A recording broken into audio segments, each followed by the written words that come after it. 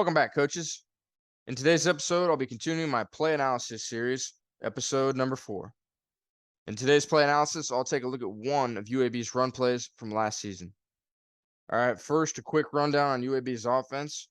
Their former offensive coordinator and current head coach is Bryant Vincent. He's entering his 6th year, and he served as the offensive coordinator and the quarterback's coach for the previous 5 seasons. Since 2018, he's helped lead the Blazers to 2 conference titles and 2 bowl victories, and they're actually the winningest team in the Conference USA since they brought the program back in 2018, and they have 35 wins since that time. He runs a modern spread offense, a lot of 11 personnel, big emphasis on the run game, and tons of play action passes built off of the runs.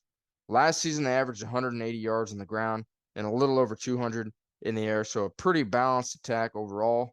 That's a little bit about UAB. Go look up more for yourself if you're interested to know more. But let's get into UAB's play from last season. So today's play is wing left power read. All right, that's how it translates into 8-man. So it's a power read play. So we'll start with the interior O lineman blocking from left to right. So we'll start there with the left guard. So the left guard is going to double up with the center on the nose and try to reach that backside backer. Okay, so the center is just obviously going to try to double with the left guard on the nose and get him moved. Clear out that space in the middle. The right guard is going to pull and wrap around and try to get that play side linebacker. All right, bluff the DN on the way. Try to get past the DN as fast as he can to get to that left linebacker. The Y on the backside is just going to hold down C-gap contain and block that D end. And if the D end is slow enough or maybe not as athletic as most D ends, then he could just chip and release to the corner. All right, so now going over to the F position in the wing on the left, he's going to arc release out to the corner on the left side.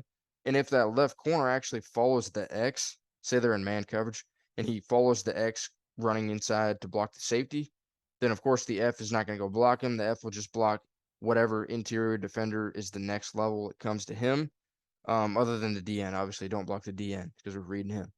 And that's pretty much it for blocking. So go into the backfield now, starting with the tailback. He's going to run a stretch jet sweep track to the sideline, parallel with the line of scrimmage. Quarterback is going to read the DN while he's doing so. So if the DN squeezes inside or sits, quarterback's going to give it to the outside. If the DN widens at all, though, or if he tries to tackle the tailback, quarterback's just going to pull it, run the power track, following that right guard right through that left A and B gap area that's been voided. All right, so that's pretty much the play. So let me switch over and show you UAB's power read play from last season. Okay, so I have the sideline view here in slow motion. So first, once this recycles, I'll show you. Let's start with the O-line. Again, you can see the O-line down block to the right and the right guard pull and wrap. So there you go. And the right guard, number 61, does a great job. He actually gets his hands on 2 linebackers on the play side. All right, so he does a great job. You can also see number 10, the H-back there. He arc releases and gets the slot corner right there. Nice block. Just great blocking all around. And then in the backfield, you can see the running back coming parallel to the line of scrimmage, straight to the sideline, while the quarterback reads it. Number 7 is the end man on the line of scrimmage, or their DN C or D gap defender in this case. And he squeezes too far inside, and it's a great read or give to the outside. Actually, number 7 might not be their D gap defender. But what I'm talking about is usually or typically an 8-man, especially in a 3-2 defense, the D end usually has 2 responsibilities. They usually have C gap contain and quarterback in option. And so this type of play, this type of power read option definitely puts that guy in a bind. He's got to decide, okay, am I going to tackle the tailback? I could see him right in front of me getting the ball. Or am I going to stay true to my responsibility and tackle the quarterback? All right, because it's my job to get quarterback in option, but it's also my job to contain the C gap.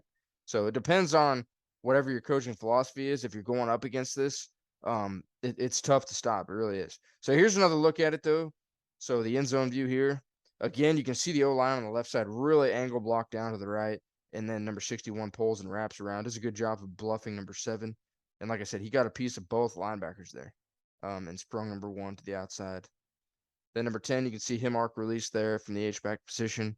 And then again, you can see quarterback reading while number 1 just comes straight down the line, parallel to the line of scrimmage.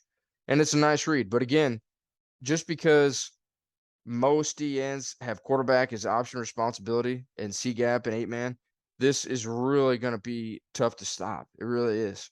And because that DN is going to be stuck deciding, am I going to get the running back right in front of me? Or like I said, am I going to take C-gap containing quarterback? Because no matter what, if you make him hesitate, that's plenty of time for your quarterback to make the right read, and then you got a chunk play waiting to happen.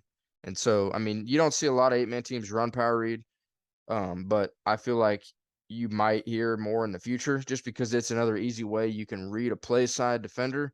Everybody basically blocks down other than one guy, and you can make some things happen. Honestly, an 8-man, most teams run just inverted veer, and they all block down. They don't have the actual power run scheme attached to it with the guy pulling and wrapping, but that's just the way. That's just in Kansas anyway. Usually, it's more inverted veer. But like I said, overall, I really like power read because again, it just plays against traditional rules of the DN. It's tough. It's tough to defend. It really is. So here, like I said, you can see a great chunk play because puts number 7 in a bind.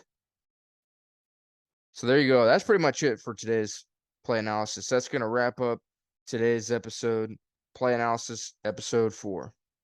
Remember, my videos come out every Tuesday night at 7:30, so be sure to tune in. If you have any questions for me, feel free to leave your questions in the comments below.